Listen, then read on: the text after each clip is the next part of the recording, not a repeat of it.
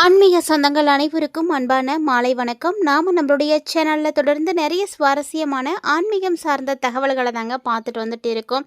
அந்த வரிசையில் இன்றைக்கி என்ன பார்க்க போகிறீங்க அப்படின்னா, சிவன் மலையில் வைக்கப்பட்டிருக்கக்கூடிய உத்தரவு பெட்டியில் சமீபத்தில் மாற்றி அமைக்கப்பட்டிருக்கக்கூடிய அந்த ஒரு பொருளினுடைய தாக்கமானது டிசம்பர் மாதம் 19ஆம் தேதிக்கு பிறகு வெளிப்படும், அதனுடைய தாக்கங்களை செயல்பட ஆரம்பிக்கும் அப்படின்னு எதிர்பார்க்கப்படுது. அப்படி என்ன ஒரு பொருள் வைத்து வழிபாடு செய்துட்டு இருக்காங்க, என்ன மாதிரியான தாக்கங்கள் ஏற்பட போகுது, அதுவும் குறிப்பாக விருச்சிகராசி நேயர்களுக்கு ஏற்படக்கூடிய மாற்றங்கள் என்னென்ன அப்படின்றத பற்றி தான் இந்த பதிவில் தெளிவாக பார்த்து தெரிஞ்சுக்க போகிறோம். வீடியோக்குள்ளே போகிறதுக்கு முன்னாடி நீங்கள் இன்னும் நம்ம சேனலை சப்ஸ்கிரைப் பண்ணாமல் இருக்கீங்க அப்படின்னா மறக்காமல் சேனலை சப்ஸ்கிரைப் பண்ணிக்கோங்க. கூடவே பக்கத்தில் இருக்கிற பெல் சிம்பிளையும் கிளிக் பண்ணிக்கோங்க. அப்போ தான் நாங்கள் போடக்கூடிய வீடியோக்கள் எல்லாமே உங்களுக்கு நோட்டிஃபிகேஷனை உடனுக்குடன் வந்தடையும், நீங்களும் பார்த்து பயன்பெறலாம். வாங்க வீடியோக்குள்ளே போகலாம். திருப்பூர் மாவட்டம் காங்கேயத்திற்கு அருகில் அமைந்திருக்கக்கூடிய சிவன் மலையில் இருக்கிற உத்தரவு பெட்டி தாங்க ரொம்பவே விசேஷமானது அப்படின்னு சொல்லுவாங்க. இந்த உத்தரவு பெட்டி பார்த்திங்கன்னா உலகத்திற்கே முன்னாடியே நடக்கக்கூடிய விஷயத்தை உணர்த்தக்கூடிய வகையில் செயல்பட்டுட்டு இருக்குது. அதாவது இங்கே வைத்து வழிபாடு செய்யப்படக்கூடிய உத்தரவு பெட்டியில் எந்த ஒரு பொருள் வைக்கிறாங்களோ அந்த பொருளினுடைய தாக்கம் சமூகத்தில் மிகப்பெரிய அளவில் இருக்கும் அப்படின்னு எதிர்பார்க்கப்படுது. இது மக்களுடைய நம்பிக்கையாகவும் இருந்துகிட்டு இருக்குது அப்படின்னு சொல்லணும். ஸோ அந்த வரிசையில் பார்த்திங்கன்னா சமீபத்தில் கடல் நீர் வைத்து வழிபாடு செய்துட்ருக்காங்க. இந்த கடல் நீர் வைத்து வழிபாடு செய்ய ஆரம்பிக்கும் பொழுது எல்லாரிடையுமே பார்த்திங்கன்னா ஒரு பயமானது ஏற்பட்டிருக்கு அப்படின்னு சொல்லணும். ஏன்னா சுனாமி, இயற்கை சீற்றங்கள், இல்லைனா புயல், வெள்ளம், இந்த மாதிரி ஏதாவது பிரச்சனைகள் வந்துடுமோ அப்படின்ற ஒரு பயமும் கூடவே வந்திருக்கு அப்படின்னு சொல்லணும். இல்லைனா கடல் சார்ந்த வளங்களில் ஏதாவது உற்பத்தி திறன் குறையுமோ, இல்லைனா அதனுடைய விலைகளில் உள்ள ஏற்றங்கள் ஏற்படுமோ அப்படின்ற மாதிரியான விஷயங்கள்லாம் எதிர்பார்க்கப்படுது. பொறுத்திருந்து பார்க்கலாம் என்ன மாதிரியான விஷயங்கள் நடக்க போகுது அப்படின்றது. வரக்கூடிய 19ஆம் தேதி அற்புதமான அமாவாசையும் கூட. இந்த அமாவாசைக்கு அப்புறமா ஏற்படக்கூடிய கிரக மாற்றங்களால் என்ன மாதிரியான தாக்கங்களை விருச்சிகராசி என்பர்கள் அடைய போகிறாங்க அப்படின்றத தொடர்ந்து பார்த்து தெரிஞ்சுக்கலாம். வீடியோ ரொம்பவே இன்ட்ரெஸ்டிங்காக இருக்கும், ஸ்கிப் பண்ணாதீங்க, தொடர்ச்சியாக பாருங்கள். விருச்சிகராசி என்பர்கள் இந்த வீடியோ பதிவு பார்த்துட்ருக்கீங்க அப்படின்னா மறக்காம வீடியோக்கு ஒரு லைக் பண்ணி காட்டுங்க. ஒரு தனி மனிதனுடைய வாழ்க்கையில் ஏற்படக்கூடிய எல்லா வகையான மாற்றங்களுக்குமே முக்கிய காரணமாக இருக்கக்கூடியது அப்படின்னா இந்த நவ கிரகங்களுடைய செயல்பாடுகள் தான். அதாவது ஒவ்வொரு கிரகத்துக்குமே அப்படின்னு தனித்துவமான தன்மைகளானது இருக்கும். அதனுடைய அடிப்படையில் தான் அது செயல்படவே ஆரம்பிக்கும் அப்படின்னு சொல்லுவாங்க. ஸோ அப்படி பார்த்திங்கன்னா தற்போது என்னென்ன கிரகங்கள் எந்த இடத்துல இருக்காங்க அப்படின்றத முதல்ல பார்க்கலாம். அதுக்கப்புறமா என்ன மாதிரியான மாற்றங்கள் விருச்சிகராசி நேயர்களுக்கு ஏற்பட போகுது அப்படின்றதையும் தொடர்ந்து பார்க்கலாம். குரு பகவான் மிதுன ராசியில் வக்ரகதியில் இருக்கிறாரு. கேது பகவான் சிம்ம ராசியில் இருக்காங்க. புதன் சுக்கிரன் விருச்சிக ராசியிலும், சூரியன் மற்றும் செவ்வாய் தனுசு ராசியிலும் இருக்காங்க. சனி ராகு கும்ப ராசியிலும் இருக்க போகிறாங்க.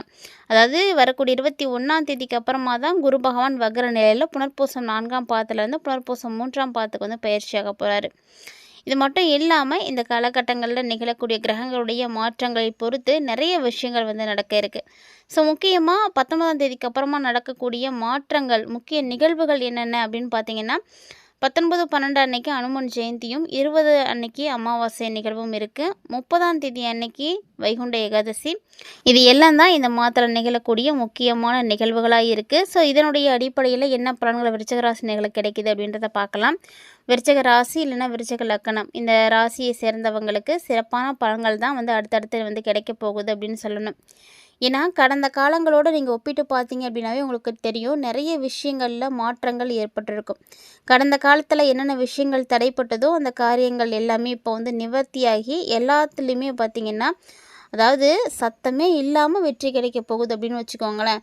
நீங்கள் எதையுமே செயல்படுத்த வேணாம், எல்லாம் தானாக நடக்கும். நடக்கிறது எல்லாமே பார்த்தீங்கன்னா உங்களுக்கு நல்லதாகவே நடக்கும். அந்த மாதிரியான ஒரு சூழ்நிலைகள் தான் இப்போ நிலவ போகுது. அதாவது புதன் பகவான் உங்களுடைய ஜென்ம ராசியில் இருக்கிறாரு. ஸோ பொதுவாகவே புதன் உங்களுடைய லாபாதிபதியாக இருக்கக்கூடியவர். இதனால் தொழில் வியாபாரத்தில் அதிக அளவு லாபங்களானது கிடைக்கும் அப்படின்னு எதிர்பார்க்கலாம். ஸோ விருச்சிக ராசிக்காரங்க யாராவது தொழில் பண்ணிகிட்ருக்கீங்க அப்படின்னா என்ன தொழில் பண்ணிகிட்ருக்கீங்க அப்படின்னு மறக்காமல் கமெண்ட் பண்ணுங்கள். ஸோ தொழில் ரீதியாக நீங்கள் நிறைய விஷயங்களில் மாற்றங்களை பார்க்க போகிறீங்க. அதே போல் புதன் சுக்கிரன் இணைந்து இருக்கிறதுனால புதச்சுக்கிர யோகமும் கிடச்சிருக்கு. ஸோ இந்த புதச்சுக்கிர யோகம் பார்த்திங்கன்னா என்னென்ன காரியங்கள் இழுபறியாக இருந்துகிட்டு இருந்ததோ அந்த காரியங்கள் எல்லாத்தையுமே ரொம்ப வேகமாக நடத்தி கொடுக்க போகிறாங்க. அடுத்தடுத்து ரொம்ப வேகமாக நடக்கும். பணவரவும் பார்த்திங்கன்னா ரொம்ப திருப்தியாக இருக்கும். பொருளாதாரமும் உயர ஆரம்பிக்கும். புதன் பகவான் கல்விக்கு அதிபதியாக இருக்கக்கூடியவர். புத்திசாலியாக இருக்கக்கூடிய ஒரு நிலையை வந்து கொடுக்கக்கூடிய புத்திக்காரகன் அப்படின்னு சொல்லுவாங்க புதனை. அதனால் மாணவர்கள் எல்லாருக்குமே நல்ல ஒரு சிறப்பான முன்னேற்றம் இருக்குது. கல்வியில் நல்ல பலன் பார்க்கலாம். கல்வித்துறையில் பணியாற்றக்கூடியவர்களுக்கும் சிறப்பான பலன்கள் இருக்குது. ப்ரொமோஷன் கிடைக்கும். ஸோ நீங்கள் வந்து சேலரியில் நிறைய இன்க்ரிமெண்ட் வாங்கலாம். நிறைய பட்டங்கள் பதவிகள் இதெல்லாம் உங்களுக்கு வந்து கிடைக்கும். அதே போல் பணவரவுக்கெலாம் எந்த ஒரு பிரச்சனையுமே இருக்கவே இருக்காது. விருச்சிகராசி நேயர்களை பொறுத்த வரைக்குமே ரொம்ப காலமாக நீங்கள் திட்டமிட்ட விஷயங்களை நிறைவேற்றுவதற்கு வாய்ப்புகள் கிடைக்கும். ஸோ ரொம்ப நாளாக வந்து பிளான் பண்ணியிருப்பீங்க, அதற்கான பணம் இல்லாமல் இருந்திருக்கும்.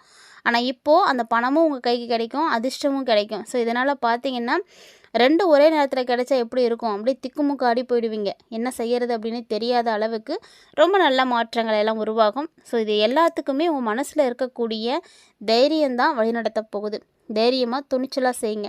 இது வரைக்கும் உங்களுடைய மனசில் இருந்த கவலை சங்கடம் எல்லாமே வந்து விலகப் போகுது. ராசிக்கு 2வது இடத்துல செவ்வாய் பகவான் இருக்கிறாரு. தனஸ்தானத்தில் செவ்வாய் இருக்கிறாரு. செவ்வாயோட சூரியனும் வேறு இணைந்திருக்கிறாரு. அதாவது இது பார்த்திங்கன்னா அற்புதமான அமைப்பு அப்படின்னு சொல்லுவாங்க. அதுவும் குறிப்பாக விளையாட்டுத்துறையில் இருக்கக்கூடியவர்களுக்கெல்லாம் சாதனைகள் படைக்கக்கூடிய ஒரு நேரம். ஸோ உங்களுடைய வீட்டில் குழந்தைங்க யாரும் விருச்சிக ராசிக்காரங்க இருக்காங்களா, எந்த விளையாட்டில் வந்து சிறப்பாக வந்து இருக்காங்க, எதுவும் காம்படிஷன் இருக்குது அப்படின்னா மறக்காமல் அவங்கள வந்து கலந்துக்க வைங்க. ஏன்னா அவங்க வெற்றி பெறத்துக்கான வாய்ப்புகள் நிறையவே இருக்குது. ரொம்ப பெரிய அளவில் வந்து முன்னேற்றங்களை அவங்க வந்து பார்க்க முடியும். ஒரு சிலருக்கெலாம் பார்த்திங்கன்னா வெளிநாடு போகிறதுக்கான யோகங்கள் இப்போ வந்து கிடைக்கும். அரசு சம்மந்தப்பட்ட காரியங்கள் எல்லாம் நடக்கும். அரசு பணியில் இருக்கக்கூடியவர்களுக்கும் நல்ல மாற்றங்கள் இருக்குது. அரசாங்க ரீதியாக என்னென்ன விஷயங்கள் உங்களுக்கு நடக்கணும் அப்படின்னு நீங்கள் எதிர்பார்க்குறீங்களோ அதுவும் வந்து நல்லபடியாகவே நடக்கும். ஸோ உங்களுக்கு எல்லா வகையிலையுமே ஒரு நல்ல விஷயந்தான் நடக்க போகுது. உத்தியோகத்தில் பதவி உயர்வு, சம்பள உயர்வு இப்படி எல்லாமே வந்து கிடைக்கும். அதாவது அங்கீகாரம் கிடைக்கும்.